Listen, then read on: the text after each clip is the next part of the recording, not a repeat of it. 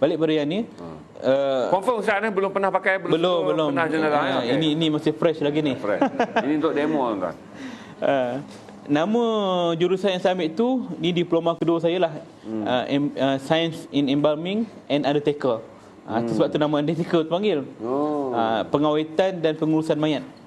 Jadi untuk orang Islam yang nak bawa balik ke luar negara, tadi kita cerita orang non-Muslim, memang prosedur ni biasa bagi diorang. Tapi orang Islam ni perlu ke? Kenapa saya belajar? Perlu bagi kes-kes yang nak bawa balik ke luar negara. Contoh, orang Indonesia, dia nak bawa balik ke luar negara. Maka mayat dia ni sebelum nak bawa naik flight, dia kena embam dulu. Darah dibuang, kemudian masukkan ubat, kemudian baru boleh kita lepas bawa balik ke luar negara. Supaya tak rosak jenazah. Ya, sebab high pressure ke atas tu. Bagi kes-kes dekat, contohnya Indonesia, Bangladesh, yang dekat-dekat penerbangan tak jauh ni, hanya injection. Injection ni maknanya ubat tu kita masuk melalui badan tertentu dalam jumlah 5 liter. Tu namanya formalin. Ubat pengawet tu. Biasa kalau kita beli ikan kat pasar yang segar tu kan, itu kerana pengawet lah tu, nampak macam segar. Melambatkan proses perebutan tadi. Tapi kalau kes-kes yang nak bawa ke luar negara jauh, meninggal di Malaysia, nak bawa balik ke Australia, nak bawa balik ke barat sama, jadi inilah peralatan dia. Ataupun rakyat Malaysia yang meninggal di luar negara, dia tak kisahlah dekat ke jauh, inilah alatan dia. Lepas tu saya nasihatkan, mana-mana orang kita meninggal, ke bumi di mana dia meninggal, tak payah bawa balik. Betul. Sebab memang menyakitkan. Prosedur dia kalau saya dapat ceritakan, mula-mula sekali mayat ini akan dibersihkan dulu, kemudian ditoreh kulit dia ni. Ada 3 tempat, sama ada di bahagian leher dia ni, atau di bahagian lengan dia ni, atau di bahagian atas ari-ari dia. Artery, untuk dapatkan pendarahan. Untuk dapatkan 2 urat, artery dan juga vein. Okey. Di sinilah kawasan yang biasa orang dialisis, cuci darah. Jadi biasanya famous kat bahagian ari-ari ni. Kita akan potong sampai dapat 2 urat tadi, kita congkak keluar, kita hiris perlahan, kemudian bahagian yang artery tadi kita masukkan satu tube. Inilah tube dia. Ada tube dia. Okey. Yang mana Allah selamat. Sebab belum pakai tak apa Ustaz. Belum pakai tak apa, boleh sentuh, risau. Kita akan toreh dia guna ni semua sampai dapat, kita akan masukkan pipe untuk masukkan ubat. Ubat artery tadi. Ya. Artery tadi akan masuk 12 liter. Ubat tadi, formalin tadi 12 liter. Dalam masa ubat tu masuk, kita akan toreh satu lagi urat, vein.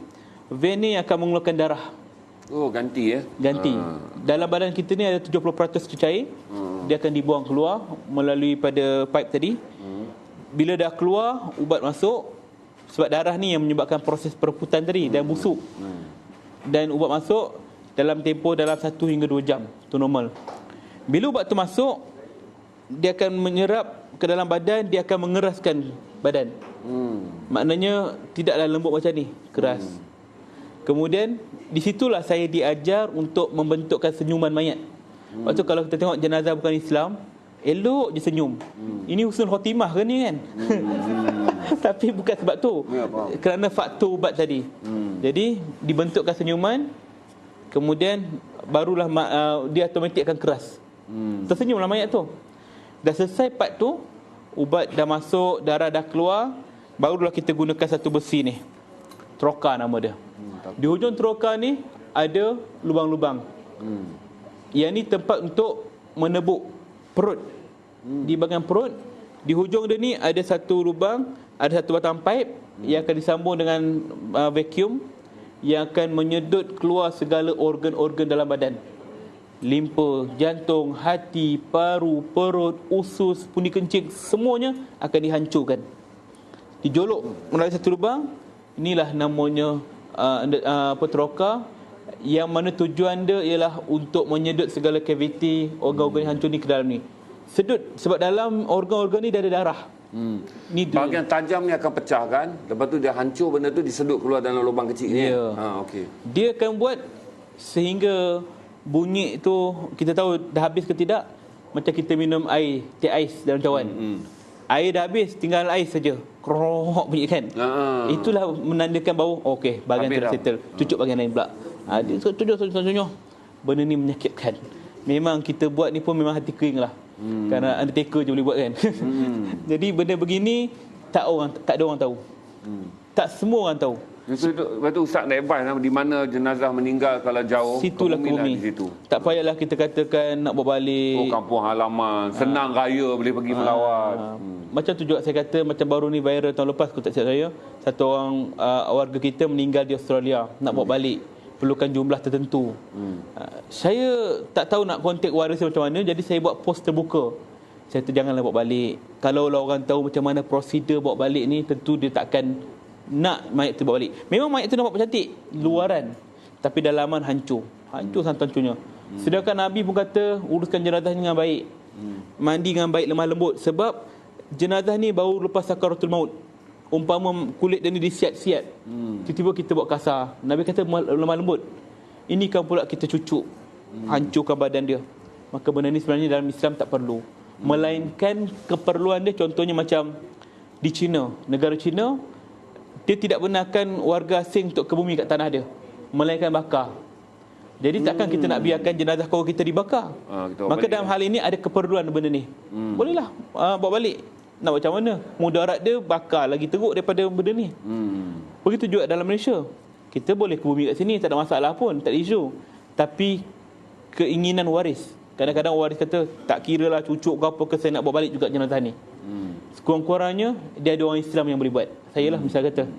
Sebab banyak kerja begini dibuat oleh bukan Islam. Kita sebagai menjaga aib orang Islam kita, takkan nak biarkan aurat sahabat kita, saudara kita ni dilihat oleh orang bukan Islam. Maka di sinilah peranan saya. Saya ambil tugas fardu kifayah ni supaya tidaklah kita menanggung beban ni selama-lamanya. Kenapa orang Islam kita yang meninggal dalam negara Malaysia, yang banyak orang Islam, tiba bila meninggal nak bawa balik luar negara, serah pada non-Muslim. Benda ni tak patut berlaku dalam negara kita. Melalui kesedaran itulah saya belajar, saya guna modal sendiri pergi ke Filipin, belajar sana, dan alhamdulillah hasilnya beginilah. Dah pernah buat betul praktik Ustaz? Benda ni tak ada lagi. Tapi saya, alat lain adalah. Tak masuk dia. Secara pribadi Ustaz dah buat benda ni? Dah buat dah. Saya masa kat Filipin pun dah praktik 10 mayat. 10 orang mayat. Tapi kalau di Malaysia ni, kalau dia nak okey, tidur semua okey, tak ada rasa. Tak ada apa dah. Mayat tak pernah datang beritahu apa kau buat aku. Tak ada. InsyaAllah tak ada. InsyaAllah tak ada lah, setakat ni tak ada lah kan. Jadi kalau biasanya kat Malaysia ni warga asing banyaknya Indonesia, Bangladesh kan. Kita guna injectionnya. Pasal dia fly tak jauh kan. Tak jauh. Jadi kita nasihat waris ke bumi sini lah. Biasanya saya akan tak orang cakap lah, takutkan dia lah. Saya guna ni nanti. Sebab kita nak dia ke bumi sini. Tak apalah Pak Ustaz, mak dia memang nak bawa balik juga kata dia kan. Tak apalah, kita bawa guna injection. Sebab bagi saya ialah mana meninggal situ ke bumi. Sebab tu arwah Tok Guru Harun dia meninggal kat mereka. Sebab dia faham, tak mau menyusahkan. Orang faham agama, dia tahu. Nabi kata akan dibina sebuah mahligai di syurga tempat dia ni bagi orang yang meninggal di luar daripada tempat kelahiran dia. Diukur daripada mana tempat lahir sampai mana tempat ke bumi. Mahligai tu punya saiz besar tu kan. Bayangkan Malaysia dengan mereka berapa jauh. Itulah mahligai dia. Maknanya kalau kita fikir dari sudut agama, ya Allah, untungnya orang meninggal di luar tempat kelahiran dia. Tapi kita tak fikir begitu. Kita fikir biar bawa balik, pasal raya senang ziarah. Tenang ziarah. Orang kita ni ziarah setakat setahun pertama je. Kemudian yang berikut-berikutnya waris terdekat, kemudian habis senyap. Betul. Kita akan ditelan zaman, tak ada apa dah. Betul. Maka kesedaran ni pentinglah. Sebab satu hari nanti kita tak tahu, mungkin berlaku pada keluarga kita. Kurang-kurangnya kita tahulah, biarlah bumi itu redha lah. InsyaAllah kalau kita redha, satu hari nanti mungkin bertemu kat akhirat nanti kan? Ya, betul. Itu kita harapkan.